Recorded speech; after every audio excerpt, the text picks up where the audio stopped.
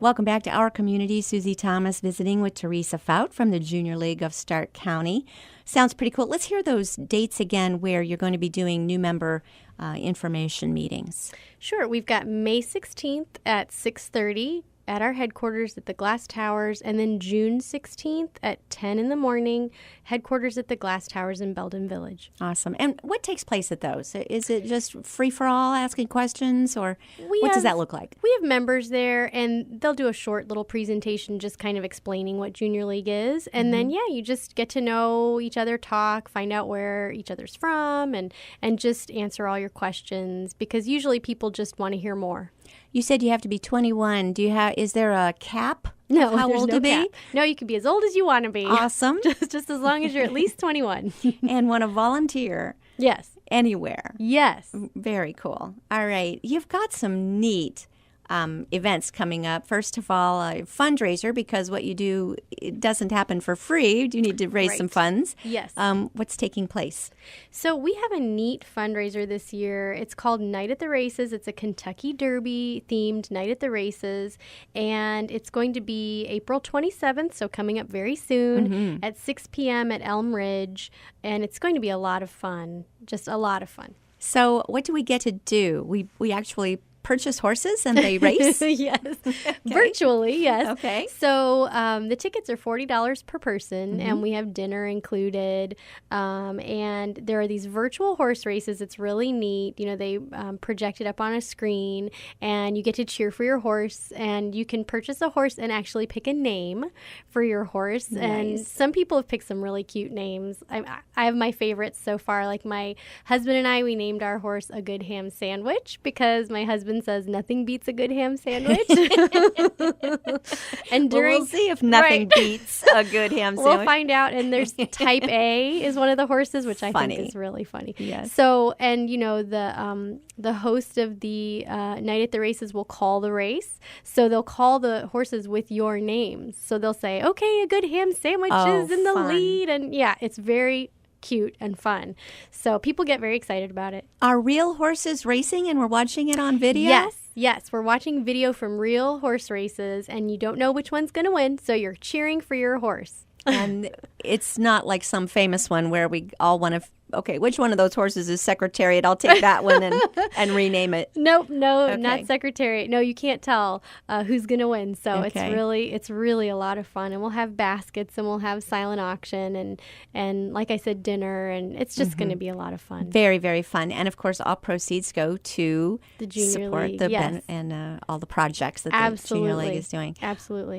You, every year, I love this, 2 women are recognized specifically. Let's talk about that. Yes. So every year what we do is, for 71 years actually, the Junior League has honored women who have excelled in their service to others. So this event is called the Women of the Year event.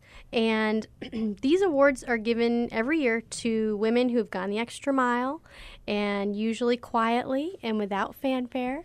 And so on May 3rd, that's the Women of the Year event, May 3rd at Kent State University at Stark, 2 women will receive their due fanfare because they absolutely enjoy it. So we have 2 women that we are honoring, and I can tell you about them a little bit. Yes, I want to know who they are this year. Okay. So the first award winner, the community award winner, is Jackie DeGarmo. Oh, great. Yeah. Yeah. So she has been nominated because she's done a lot of work in the public school systems, and then also for her volunteer work to improve education possibilities and access throughout the county. Brent May, the superintendent for Plain Local, describes Jackie as energetic. She has vision, innovative thinking. She's always one step ahead of the competition, and she is responsible, or largely responsible, for helping to pass the bond to build a new high school in Plain Township. I remember that. Yeah. That's right. Very cool. Okay. She also, this is so cool, if you've ever been to Glen Oak High School, she successfully brought together Mercy Medical and Stark County District Library on site there. And I know I've been to that stat care. And it's a wonderful stat care. As the library. Yeah. Use that regularly. Absolutely. And that model had previously not been seen in Ohio. Wow. Yeah. Wow, yeah, because it really is a community center. And then you've got that great walking path all the way. It's kind of open for everyone to use. Right. And so that was really, Jackie. Yeah. Wow. Really innovative. Very, very cool. Very forward and thinking. which one of the 2 awards is she receiving? The Community Award. Okay. And maybe later you can explain the difference. Okay, so the other award is? The other award is the President's Award, and this is going to Lynn Berry. Nice. Okay, Yeah. Tell everybody who does not know her, tell us about her. Absolutely. So she has been nominated for her work with the Louisville YMCA. So Jennifer Anderson and Tim Schetzer stated that she has a passion, a sparkle. She lights up the room. It's easy to follow her lead. And she really understands the mission, the promise of the YMCA. She has integrity, creativity, and passion for the YMCA mission. And she's been a significant reason for their growth over the years. Nice. She has been a leader and helping to keep the promise to never turn anyone away due to an inability to pay. So how about that? Yes. And, in the past, she's been honored with the Red Triangle Award, which is presented to a member for extended and exemplary volunteer service with the YMCA. And, through her leadership and generosity, the lives of seniors, adults, kids in the Louisville area have been really enriched.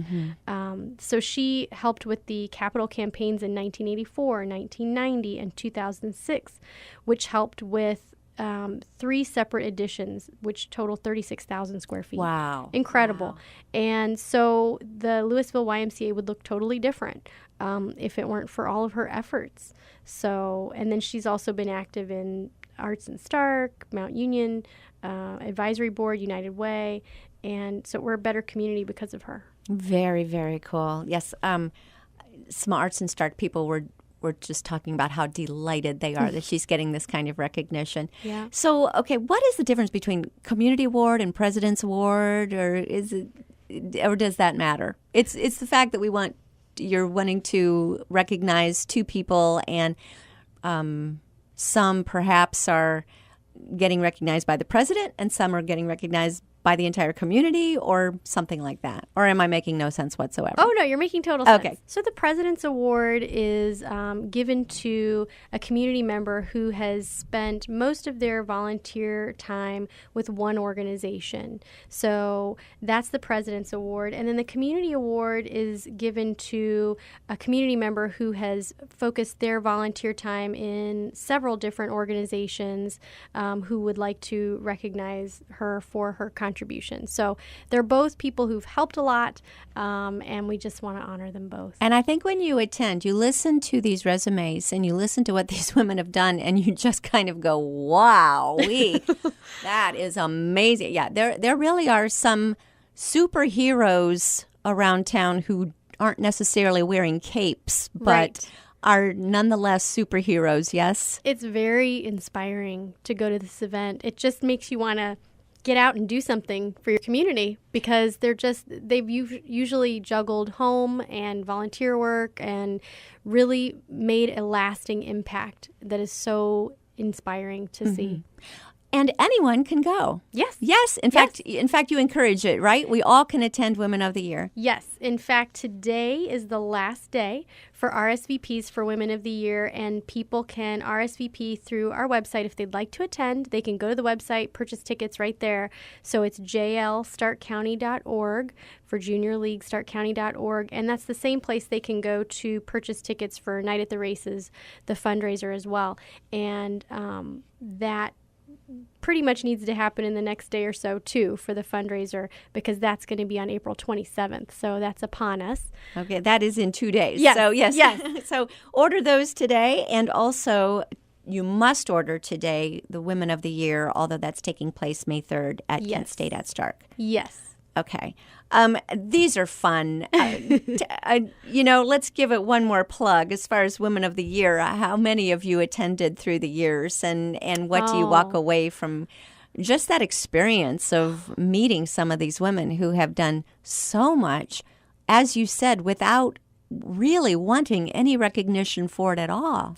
I've been lucky to have attended a number of these events, and I've also been fortunate to be there when we surprise the winners with announcing that they've won. And, you know, it's just so gratifying to watch because usually they're just sort of overwhelmed and amazed. That sounds so fun. Let's park there. I know. Yeah, that sounds like, so how do you do that? You just knock on their door? Well, you know, it depends. A lot of times we surprise them at different places, like, you know, Natalie Weintz is a past winner, and we surprised her at Habitat for Humanity. Oh, fun. While and she so was kind of, while she was volunteering. Yes. So we colluded with, you know, the people there at Habitat, and we got her to come in under a pretext. And when she came in and she saw us with flowers, she just started crying because she knew exactly why we were there, and she was so excited. And so that's been fun. And then every event that I go see, like you said, my favorite part is to hear from the award winners because they talk about what inspired them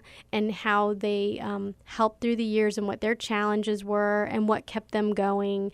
And then when you look back over time and you see the tremendous impact they've had and how much and how tirelessly they worked, it just is so helpful because sometimes, you know, we get tired and working for our community sometimes can be discouraging because sometimes you meet roadblocks, but you just have to keep pushing. And when you see what people have been able to achieve who were doing it for all the right reasons and for helping people, it just is helpful because it helps us to keep putting one foot in front of the other and keep helping. Irma Bombeck wrote something years and years ago called So Long Volunteers. Oh, and yeah. do you remember that? Yes. And so what would the world look like if nobody volunteered? And you think of it, the schools, what would the teachers do? The hospitals, yeah. Exactly. How would these places function if everybody demanded pay for every service? Well, a lot of people would go without. Yes. I mean, and people go without as it is, but a lot more would go without. And, you know, volunteers, they take, I mean, everybody takes hopefully pride in their work, but volunteers, there's research that shows that an hour of volunteer work is in some ways more valuable than an hour of paid work because the volunteers are doing it for other reasons.